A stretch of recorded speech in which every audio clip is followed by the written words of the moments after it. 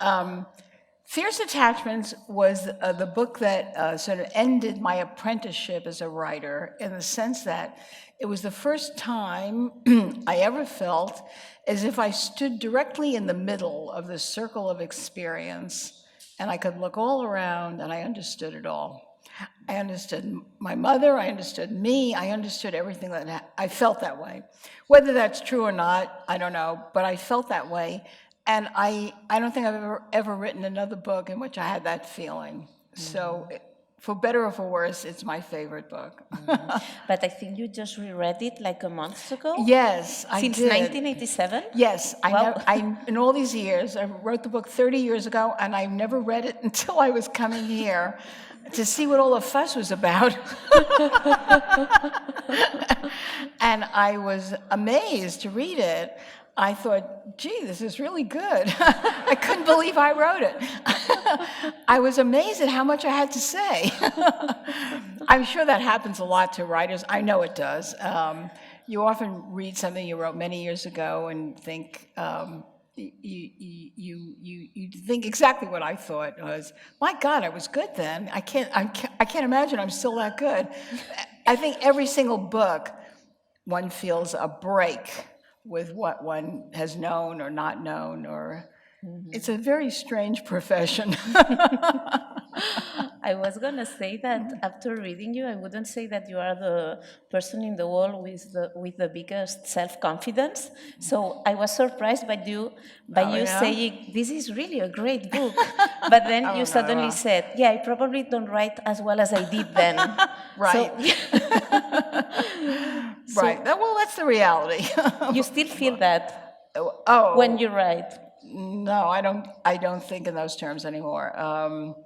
You can't. You really can't. You would just be hobbling yourself if you did. No, I never think about how well or how badly I write now. I just do it.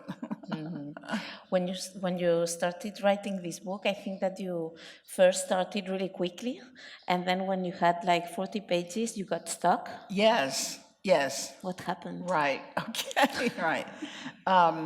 Fierce Attachments has an odd structure. It's I started to write the book. I'm going to look at the audience. Okay. Yeah, of course. Please. Because that's what we really have to do here.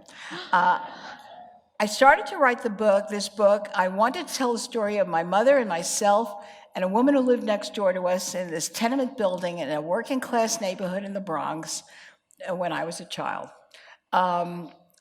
I wrote about 30, 40, 50 pages, and I got stuck. I somehow was not able to go forward. And one of the reasons I was not able to go forward, I told the story the other night, right? Yeah. Was that I had a lot of unfinished business with my mother. She was alive when I was writing, and I had all this unfinished business, and I didn't know what to do with it. I didn't know how to integrate it into the story, the perfectly conventional story that was being told about childhood. And then one day, my mother, who was herself quite a character, called me up and said something happened at the street corner. She'd been at the corner, ready to cross the street, and a little girl was standing next to her. And the little girl started to cross the street on the red light. And my mother pulled her back and said, "Sweetheart, you only cross on the green." And the little girl said to my mother, "Lady, you have the whole thing upside down." And my mother said to me, "That kid is not going to live to 8. And I enjoyed the story, and I thought, I'm so miserable now, not able to go on writing this book. I'm just going to write down this little story. Then I realized the only way to make it matter at all was to set it up, which is what a writer has to do.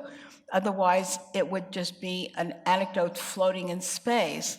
So I did set it up by writing about how Mama and I walk all the time in the city, and what these walks do for us, how much we're able to, no matter how bad things ever become between us, we're able to ameliorate whatever is negative between us when we walk.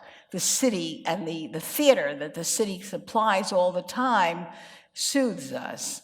And we have each other to say, can you believe that? Or did you hear what she said? Or something like that. So that's what I did. I set it up and I wrote it out. And then I realized I had gold. That